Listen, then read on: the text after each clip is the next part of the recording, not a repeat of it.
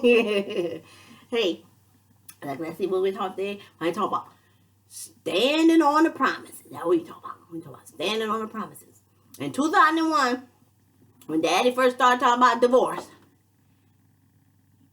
and he going out here doing all his, getting his lawyers and getting an inventory of the house and all that. Mommy wasn't standing on the promises then. Mommy was going to go to family court. I'm going to civil court. I'm going to take him and sue him for $5 million. Breach of contract. I was living my dreams when he met me, taking me out of my space, blowing in my ear, making all these false promises and stuff.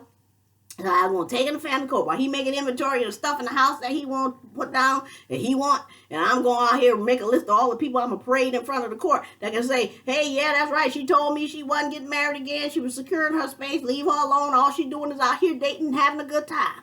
And you all got to get that straight too in your mind, because you all at the age where you're going to be dating. And dating is dating. Dating is not getting out here having sex and just living with these people and acting like that's your one and only and your beau and tying your life to somebody early. Just go out there and enjoy people. Enjoy the women. Find out what kind you like, how they supposed to treat you, what kind of behavior that you want, what kind of personality you're looking for, and all of that. But you don't have to be getting all under their skirts and stuff like that. Dating is not that. Is not dating. That's something else. That's Elizabethan, but it ain't dating. But anyway.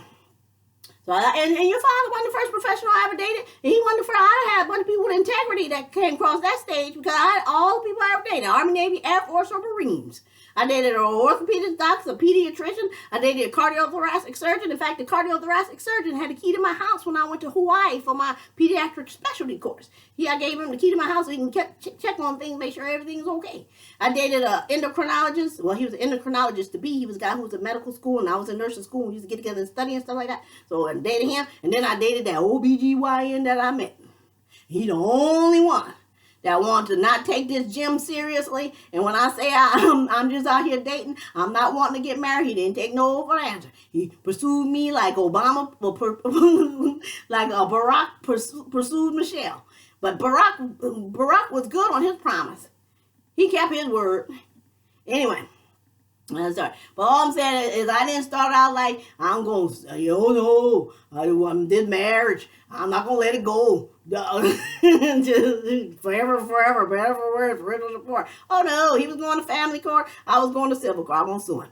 But then I started having dreams. Mommy started having dreams and visions of, our family together and enjoying lush pastures and having long scenic drives and just little positive stuff, running through the field and the meadows and stuff like that. Just all that. And I was having all these peaceful dreams at a time when I was busy. I was busy writing my letters to the judge and stuff. And I was busy with all the stuff that was going on in OBC, because I was already involved in my advanced officer course and stuff like that. So I was busy. I had a full plate. I'm having all these peaceful dreams and these visions when I'm even awake at night. So anyway, to me, I took that as a point. I was like, well, maybe that's God telling me that he want me to fight this in the spirit. He don't want me to get involved in all this court action and stuff like that. So from then on, Mommy been fighting this in the spirit. For better, for worse, for richer, for poor, and sickness and health, Mommy been standing on the promises. So I don't feel like it's a losing battle. I feel like that was the right thing for me. Because trying to follow some court documents and decrees and stuff like that, I'd be in my grave right now before I would have following those things. But this, I can believe in this. I believe in the end, how it's going to work out in the end. For better, for worse, and no matter what, we've already gotten to the point that y'all boys are right there ready to launch your adult lives, and you all are at the top of the pile. You ain't digging yourselves out from the bottom of a whole bunch of chaos that went on in your young adult life and at the bottom of a pile of feces, and then you got to get to the top to find out what your options are in life. Y'all came out at the top of the pile. Reggie's dead, I'm dying, and you all got your futures ahead of you. But anyway, you got, and like I said, God is not fickle, and I'm not fickle either. So I'm going to stand on these promises until I'm no longer able to stand, until I go home to glory. But now it's your turn to decide what promise you're going to stand on. Whether you all going to want to live your life based on the court documents that govern your lives, or whether you're going to stand on the promises that were made by virtue of the foundation on which you were born. Anyway. That's all I got to say about that. But then I'm gonna tell you that, like, you're all old enough now, like I say, you gotta hook your lives up, get you some life coaches and something, get somebody, try and get into some advocacy so that you all can find some ways to change some laws. Because these laws are not in your favor, especially in favor of the kids and in favor of the people that are doing the right thing. You see, you got people that, you see, you can be as immoral as you want to be. There's no law governing morality. And so that's why I say I think you all need to get some different kind of courts. See, we got all those different kind of court systems involved, and then you got civil court, and then you got family court, you got drug court, you got all these different kind of courts. But they don't have courts of barbarism and courts of primordialism. See, that's where some of this stuff needs to go. Some of this stuff needs to go in the court where where there's a presider over barbarianism. So you can treat these people. Everybody believe that you should do unto others as you have others do unto you. Say, for instance, those wife abusers, those ones that be dragging their wives by their hair, pulling them downstairs and across carpets and giving them black eyes and all that kind of stuff. Why you gonna take that to criminal court? Why you gonna take that to civil court? Take that mess to the court of barbarism. And it's like, do unto others that you have others do unto you. So then somebody presiding over that situation, see what happened. So what you do, you put him in a cell, let his hair grow. Let his hair grow out. Let his hair grow out. And then what they do when they decide, the court that presides, they decide how long they're going to drag your behind across carpet. How many times they're going to drag you down the stairs by your hair or by your feet. See, you can't do that in criminal court. You can't do that in civil court. But if you get a court of barbarism, then that's what you do. You treat them just the way they treated you, because everybody believe I do another have others doing you. So clearly, the unspoken truth. Clearly, if you're doing it to me, it is okay for us to do it to you. And so somebody presiding say how long it's going to be done to you. And if you ain't got long hair, then you sit in the cell until you get that long hair. You drag you by your feet down the stairs, push you up into the walls. Whatever was done to the chick, that's what you get done to the man.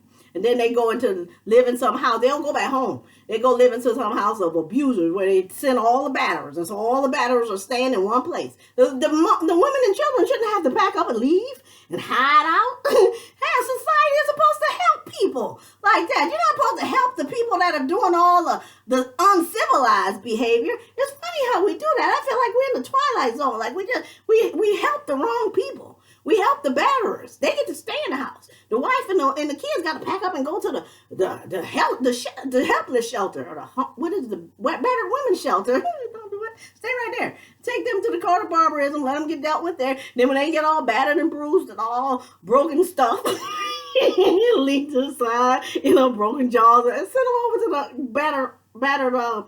the batterers shelter.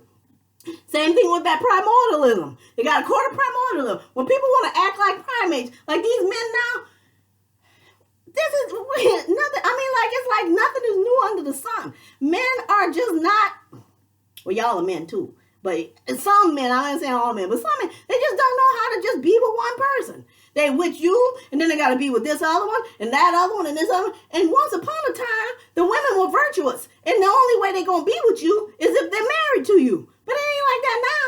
Men can just get out here and scan their sector and see which one they want to go after. And then go after you, blow in her ear, open the door for her, buy a hamburger, and then all you gotta do is and they don't care whether you're married or not. It used to be, but anyway. So then when you go into these courts of primordialisms, that means if the people out here acting like primates, they're acting like uncivilized, like we did back in the Neanderthal age, then that's the same thing. You get to deal with them like a primate. If you act like you out here taking my children out on dates and exposing my kids to people, places, and things I don't know nothing about, and in the court of primordialism, something crazy happened, then you say, well, how would the lions, tigers, bears, and gorillas deal with that situation? Oh, they'd snatch them up. They'd shake them up, bat them around. Yeah, oh, they'll just eliminate the people. That's what they do. They have them for lunch. What the hell? Is that what happened? Yeah. Well, then, ain't nothing we can do. You're taken care of. So you got to have these different kinds of deal with these different kinds of people. Everybody always say, rise to the highest level. You be the bigger person. I'm okay with being that highest level, biggest person on the same scale. You can't compare ounces to miles, and you can't compare miles to liters. So why are you gonna make somebody that's acting uncivilized, and then you gonna tell a person that they gotta act civilized? Somebody that's operating with their hind brain, you gotta want the person to operate with the frontal lobe to deal with them. I don't see it like that. If you acting uncivilized, and you're acting like somebody a primate, then I feel like I can be the highest level on the primal scale. Let me be the bigger person on that same scale. You're acting primordial, and you're acting at the lower level of primordialism. Well, I'll be the bigger person on the primordial scale. You're acting like a darn barbarian. You're being the lowest level on the barbaric scale. You're doing all kind of crazy stuff. Well, let me be a higher level person on the barbarian scale, on the scale of barbarianism. I'll be the bigger barbarian. Anyway, that's the way I see things. I don't know. There's a rule. There are people smarter than me that can figure out how to make this work, but those are just some ideas. Well, I mean, the forefathers who did this, wrote that Constitution and all that, they made some notes and put some stuff in writing so that it can transcend time and it still makes sense today as it did yesterday. People can come up with some new courts that can make sense today, that'll transcend time, that'll help these kids in the future. Kids don't have a chance. And people that are going out here doing the right thing, I mean, you live your life, you're raised up from a child, you're being a responsible child, you become a responsible teenager, you be a responsible dating a young adult, and then you go ahead and get married. And then all that stuff, somebody will come up with a document, and they negate all those good choices that you made by one document. And they bring all this stuff in your lane that you completely rejected because of the choices that you were making as a responsible adult, and a responsible child, and a responsible teenager, and a responsible child. So to me, that doesn't make sense. You got to get the laws. If you're going to have kids, babies, before you have kids and start a family, you need to sit with the lawyer and the pastor.